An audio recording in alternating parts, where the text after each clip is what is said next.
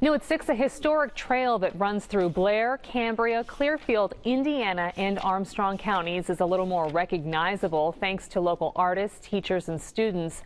A third monument was unveiled today that marks the path's location, and Maria Miller was there as students who helped create it saw it put together for the first time. Nestled in the rolling hills of Cambria County sits at least a 3-century-old piece of history many drive along every day.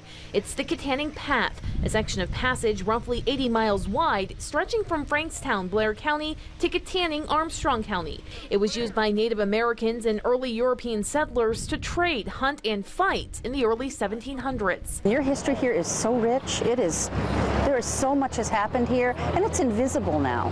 So we're trying to make it a little more visible for the people who live here. Made by hand with the help of local artists, masonry and art teachers, and students from local schools, and plenty of donations and sponsors, the trail is now marked at 3 different sections by large stone monuments that depict pictures of what happened in each area. Each one of us worked on a section of the monument, and it was actually a clay relief, which we dug away the clay and forming the image that was on it. They don't know really what's around in their own backyards, but this way they find out what's right there for them that they can talk about, well, that happened right over there. The first monument was installed in 2010 near Patton, at the only piece of path still known.